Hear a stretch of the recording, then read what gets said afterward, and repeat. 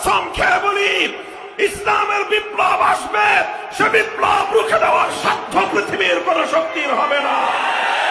সে বিপ্লব যখন আসবে, দিল্লির লাল কেল্লায় কালেমার পতাকা উড়বে, চায়নার পিকিং এর পথে পথে আল্লাহু আকবারের ধ্বনি উঠবে, মস্কোর রাজপথে আল্লাহর বরত্বের জয়গান গাওয়া হবে।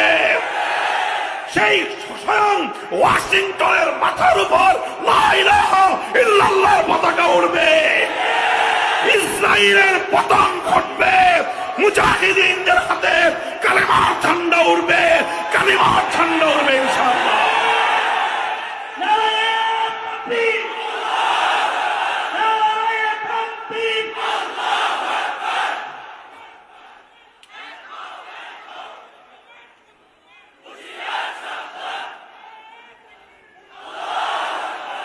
ইনশাআল্লাহ বিপ্লব আসবে, সন্দেহের কোনো অবকাশ নাই। কামা আন্না দুনাল ইয়াউমি আল গাদ, কামা আন্না দুনাল ইয়াউমি আল গাদ। আজ রাত অতিক্রান্ত হওয়ার পর আগামীকালের সকাল আসবে। আজ রাতের অন্ধকার কেটে যাওয়ার পরে আগামীকাল ভোরবেলায় নতুন সূর্যের উদয় হবে। সন্দেহ আছে?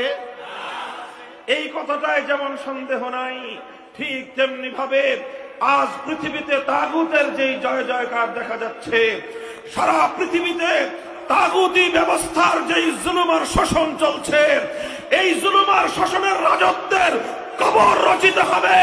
সেই কবরের উপর একটা ফুল গাছ ফুটবে, আর সেই ফুল গাছের ফুল ফুটবে, সেই ফুলের নাম হবে ইসলামী বিপ্লবের ফুল। আলহামদুলিল্লাহ, আজ বাংলাদেশ সেই বিপ্লবের জন্য একটা উর্বর ক্ষেত্র হিসেবে সারা দুনিয়ার সামনে নিজেদের পরিচয় তুলে ধরেছে।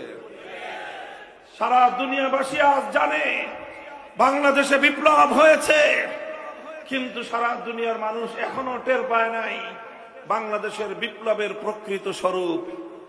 সারা দুনিয়া টের পায় নাই 5ই আগস্ট কি বিপ্লব হয়েছে।